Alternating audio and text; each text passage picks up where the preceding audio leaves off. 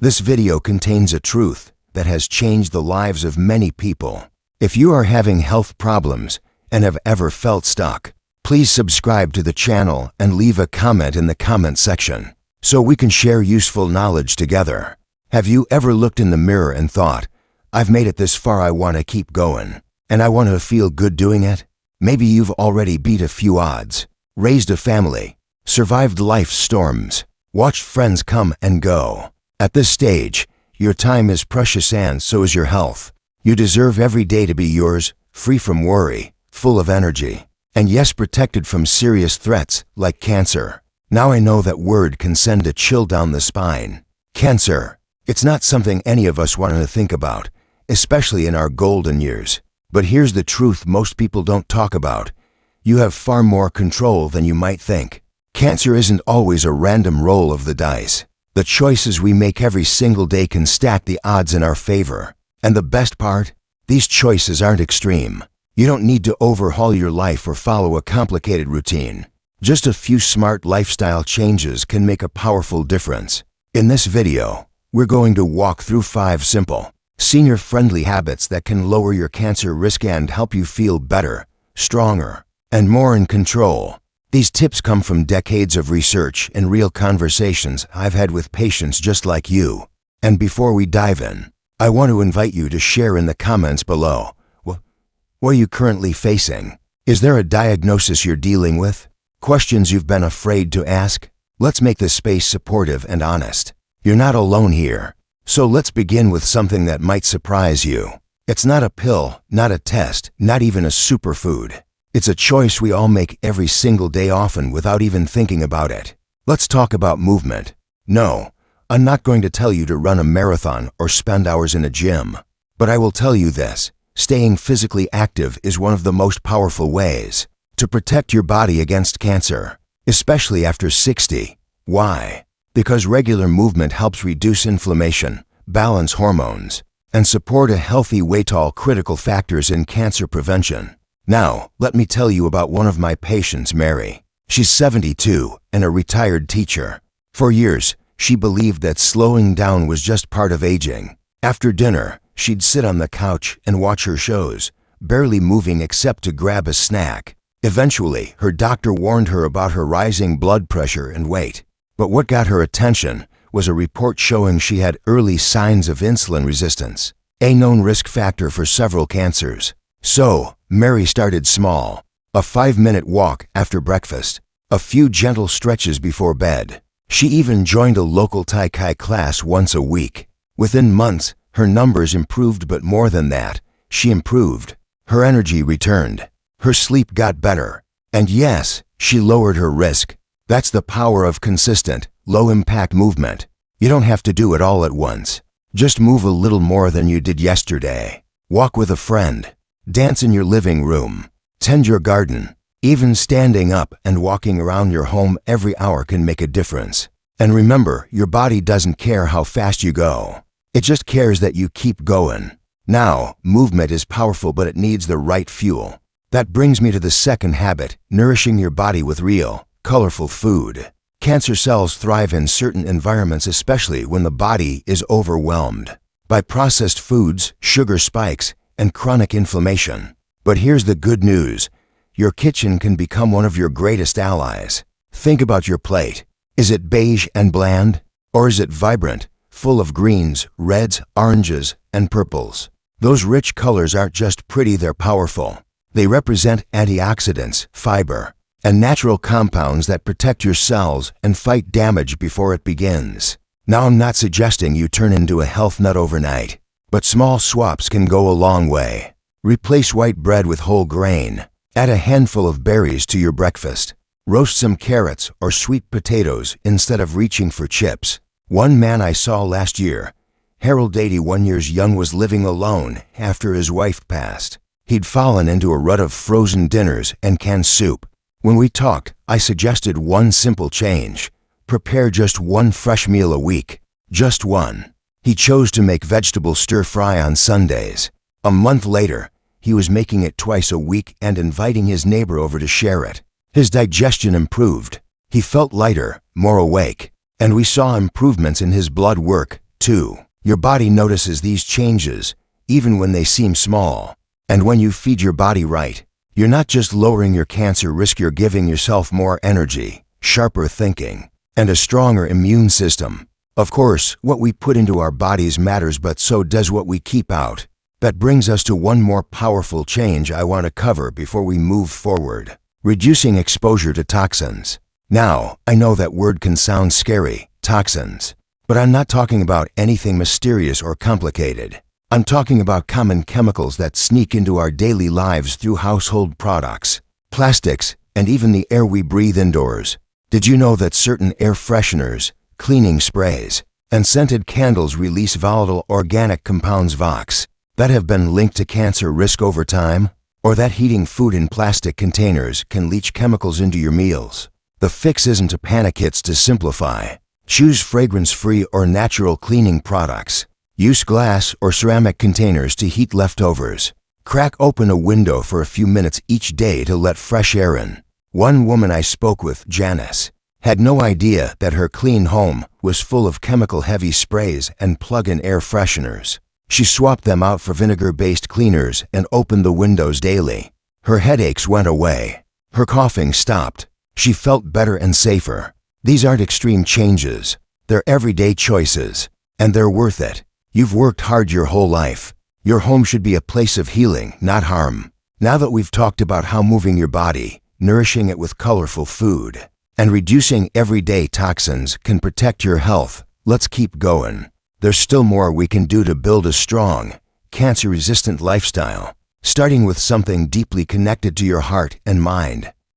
Now that we've talked about movement, nourishing foods, and reducing hidden toxins, let's shift to something just as powerful but often overlooked. It's not just about what you do physically. It's also about how you feel emotionally. Because here's the truth: your mind and your body are always talking to each other. And when your mind is carrying too much stress, sadness, or anxiety, your body listens. You've probably felt it before, how chronic stress can drain your energy, tighten your chest, keep you awake at night. But over time, it does more than just wear you out. It can actually change your immune system. Studies have shown that long-term stress can reduce the effectiveness of the body's natural defenses, making it easier for abnormal cells to grow and harder for your body to fight back. That's why the fourth habit is all about managing stress and nurturing your emotional health. Now, I know life comes with worries. Maybe you've lost loved ones. Maybe you're facing health issues of your own or caregiving for someone else. Maybe you've found yourself feeling isolated more often than you'd like. These things are real, but what matters is how you respond to them, because you still have the power to create calm, to invite peace, and to fill your days with things that lift you up, not wear you down. One of the simplest ways to reduce stress is just to slow down and breathe. I'm not talking about meditation marathons or anything complicated. I mean something as easy as pausing in the morning, closing your eyes, and taking 5 slow, deep breaths, in through the nose, out through the mouth. Try it now if you'd like. It's amazing how quickly that resets your nervous system. Another powerful tool: connection. Loneliness isn't just a feeling, it's a health risk. In fact, being socially isolated has been shown to raise your risk of inflammation, chronic illness, and yes, even cancer. But staying connected doesn't have to mean big social events. It can be as simple as calling a friend, chatting with a neighbor, or joining a local group, even once a week. Book clubs, church groups, gardening clubs, anything that gives you a sense of belonging and joy. And if you've got unresolved grief or emotional weight you've been carrying for years, please don't ignore it. Talk to someone. That might be a therapist, a support group, a trusted friend. Letting yourself feel and heal isn't a weakness. It's one of the strongest things you can do for your health. Journaling helps too. Just writing down your thoughts for 10 minutes in the morning or before bed can help release mental clutter, reduce anxiety, and even improve your sleep. And speaking of sleep, that brings us to the 5th lifestyle habit, and it's a big one. Rest. Deep, restorative sleep is one of the most powerful, free, and natural cancer prevention tools you already have. But so many of us don't protect it the way we should. Now, if you're over 60, chances are you've noticed your sleep pattern has changed. Maybe you wake up earlier, Maybe you toss and turn more than you used to. That's common, but it doesn't mean you have to settle for poor sleep. Because when you sleep well, your body kicks into repair mode.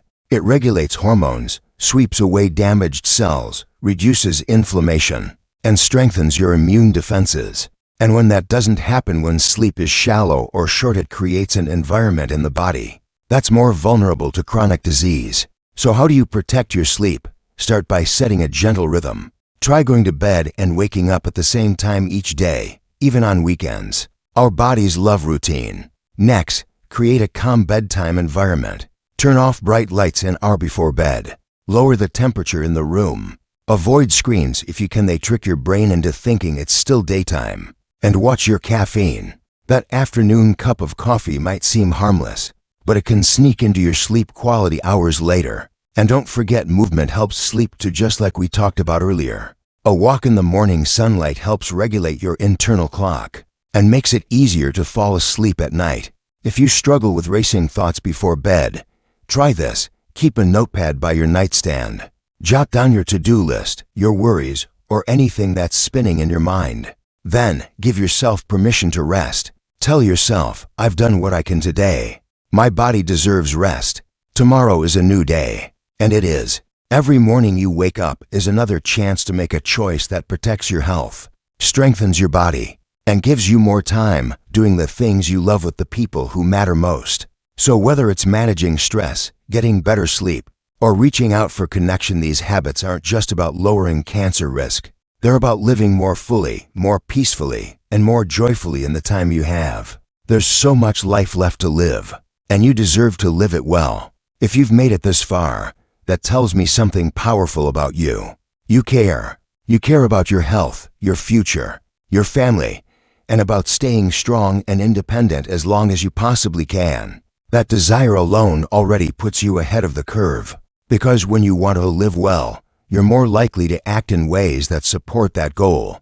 And let me be very honest with you, these 5 lifestyle choices we've talked about, they aren't fads. They aren't part of some trendy wellness gimmick or a complicated program. They are real, time-tested habits backed by decades of research and the experiences of thousands of people I've worked with over the years. Moving your body a little every day, eating real, whole foods that give your cells what they need, reducing your exposure to hidden toxins, both in your environment and in your everyday routines, managing your stress, nurturing your emotional well-being, and prioritizing rest. That's it. It's not magic, but it feels like magic when you start to see the difference it makes. When you wake up with more energy, when your body feels lighter, when your doctor notices improved numbers on your labs, when your sleep deepens, your mood lifts, and your days don't feel quite so overwhelming. That's the reward. But here's the part no one tells you: you don't have to do it all at once. You don't need to be perfect. You don't have to cook every meal from scratch or walk 3 miles every morning. You don't need to meditate for an hour or throw out everything in your home. That's not realistic for anyone, and especially not in your golden years. What you can do is choose one thing, just one. Maybe tonight, you turn off the TV 30 minutes earlier and take a warm shower to help you sleep better. Maybe tomorrow, you take a 10-minute walk after breakfast instead of sitting down right away. Maybe next week, you try swapping soda for water, or visit the farmer's market and bring home something colorful. Start small, start simple, and start where you are. That's the key, because health doesn't happen in leaps. It happens in steps, and each small step you take adds up to something truly powerful over time.